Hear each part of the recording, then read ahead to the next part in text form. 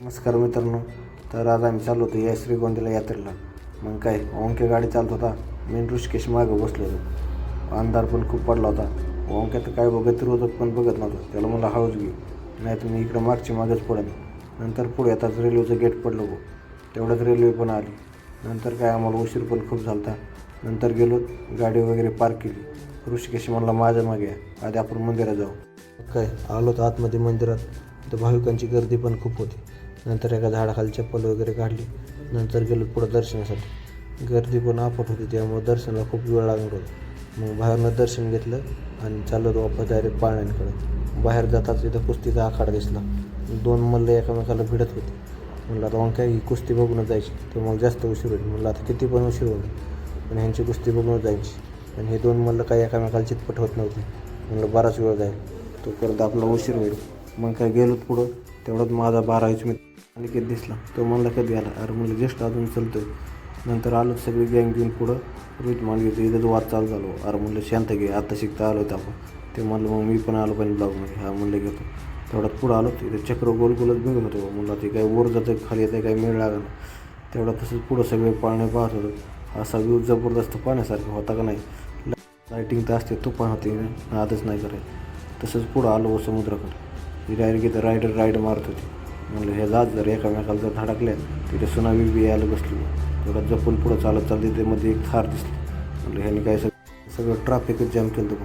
तेवढं आली व आमची गँग पोंग वाजत. नुसतं एकामेकाच्या कानात पोंग वाजायचं. तेवढ्यात ऋषिकेशने बी माझ्याकडे पण पोंग वाजवला. अरे म्हणलं माझ्या कानात नका वाजवून, मी शूटिंग काढतोय. मग काय हे सगळे पहा आमची गँग फक्त एकामेकाच्या कानात पोंग वाजत. तसंच पुढं आलोत. मग काय ब्रेक डान्सकडे आलोत.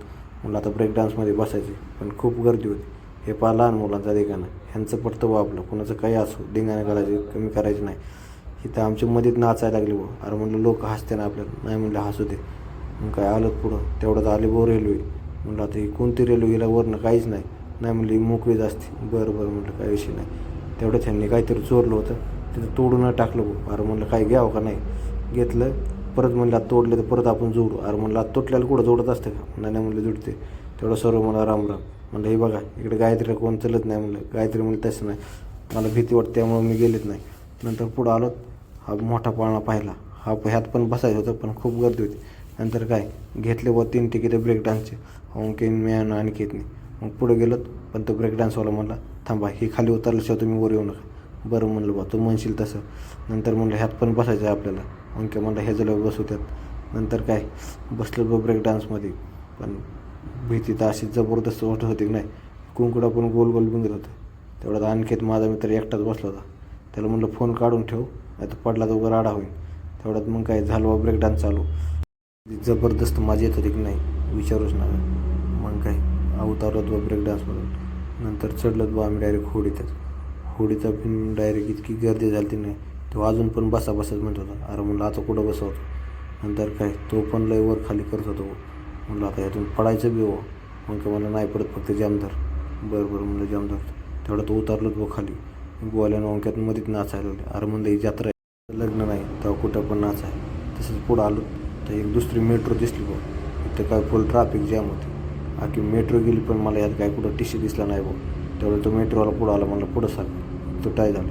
हा अख्खा पाळणा बंद होता, पण ही 2च पाळणे हालत होते बघ. आता काय चाललं होतं यांची अंदाज माहिती.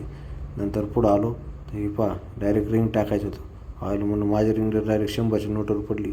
100ची नोट मला भेटेल. पुढं आलो तर हे चेंडू मारायचं होतं. जर सगळे चेंडू गेले तर घेतले. हे पहा समोर ठरलं सगळे बक्षीस होते. तसंच पुढे येताच हे दिसलं बुवा श्रीगोंदा यात्रेचं आकर्षण. मी तर ह्याला पाहून आधी भेलोच. इथं काय लय डेंजर आरडत होतं. सगळे लोक पाहून याला हसत होते. मग काय मित्रांनो, अशा प्रकारे यात्रेचा ब्लॉग संपला. लाईक करा, शेअर करा, सबस्क्राईब करा.